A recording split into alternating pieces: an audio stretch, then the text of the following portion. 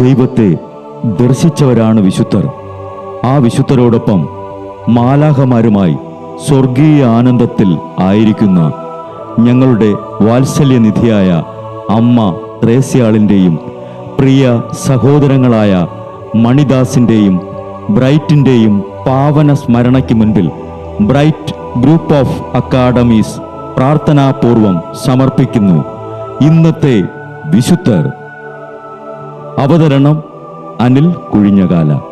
ആശയം മുത്തയ്യൻ ആൻഡ് സെലിൻ പ്രിയ. സംവിധാനം സ്റ്റെനി ആൻഡ് സ്റ്റെനിച്ച്. ഇന്നേ ദിവസം തിരുസഭ മാതൃകയായി നൽകിയ വിശുദ്ധരെ അനുകരിച്ച് പ്രാർത്ഥനയോടെ ആ പാത പിന്തുടരുന്ന നിങ്ങൾക്കേവർക്കും കർത്താവിൻ്റെ തിരുമുഖം ദർശിക്കാൻ കഴിയട്ടെ എന്ന പ്രാർത്ഥനയോടെ ഞാൻ നിങ്ങളുടെ സ്വന്തം ജസ്റ്റിൻ. ഇന്ന് ജൂലൈ 17 വിശുദ്ധ അലക്സിസിന്റെ തിരുനാൾ.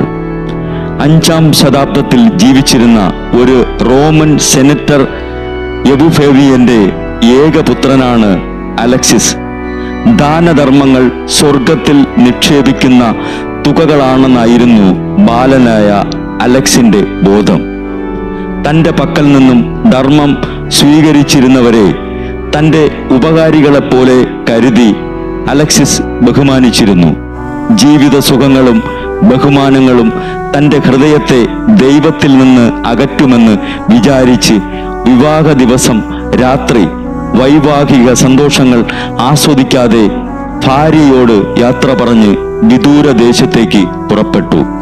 അവിടെ ദരിദ്രവേഷമണിഞ്ഞ് എദേസായിൽ ദൈവമാതാവിൻ്റെ ഒരു ആലയത്തിന് സമീപം ഒരു കുടിലിൽ പരമമായ ഏകാന്തതയിൽ താമസിച്ചു.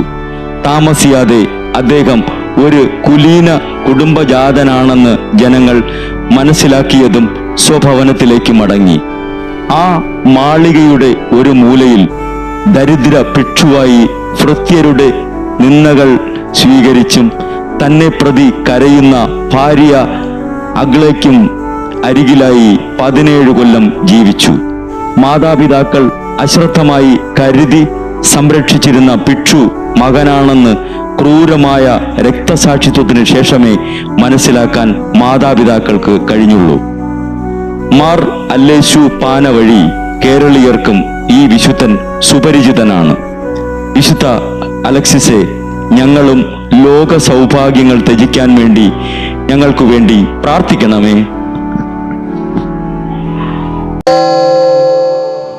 ബ്രൈറ്റ് കുടുംബത്തിൽ നിന്നും കർത്താവ് തൻ്റെ മുന്തിരിത്തോപ്പിലേക്ക് വിളിച്ച് പൗരോഹിത്യം നൽകി അനുഗ്രഹിച്ച റവറൻ ഫാദർ ബിൽ ബ്രൈറ്റും സന്യാസത്തിലേക്ക് വിളിച്ച് അനുഗ്രഹിച്ച് മണവാട്ടിയാക്കിയ സിസ്റ്റർ മരിയ ജോസും വിശുദ്ധരെ അനുകരിച്ച് ഇവിടെ ഈ ഭൂമിയിൽ ആത്മാക്കളെ നേടാനായി ഇരുൾ വീണ താഴ്വരയിലൂടെ നടക്കുമ്പോഴും പൈശാചിക ശക്തികൾ വിടാതെ പിന്തുടർന്ന് പീഡിപ്പിക്കുമ്പോഴും മരണം നിഴലായി കൂടെ നടക്കുമ്പോഴും ദിവ്യകാരുണ്യം എപ്പോഴും ആത്മാവിന് കരുത്തേകും പോലെ തിരുവചനമെന്നും പാതയിൽ വിളക്കായി ജ്വലിച്ച് ആ ജ്വാലയിൽ അനേകായിരം ആത്മാക്കളെ നേടിയെടുക്കാൻ സകല വിശുദ്ധരെ, മാലാഖമാരെ ഇവർക്കു വേണ്ടി എപ്പോഴും കർത്താവിനോട് മാധ്യസ്ഥം വഹിച്ച് പ്രാർത്ഥിക്കണമേ. അനുദിന വിശുദ്ധർ നടന്ന വഴിയെ നടക്കുന്ന ഇവർക്ക് പിന്നാലെ കൽപ്പനകൾ പാലിച്ച് കരുത്തോടെ നടക്കുന്ന ഞങ്ങളും ഞങ്ങളുടെ പ്രിയപ്പെട്ടവർക്ക് അരികിലെത്തി നിത്യസൗഭാഗ്യം പങ്കിടാൻ അനുഗ്രഹമരുളണമെന്ന് കർത്താവേ, അങ്ങയോട് ഞങ്ങൾ പ്രാർത്ഥിക്കുന്നു.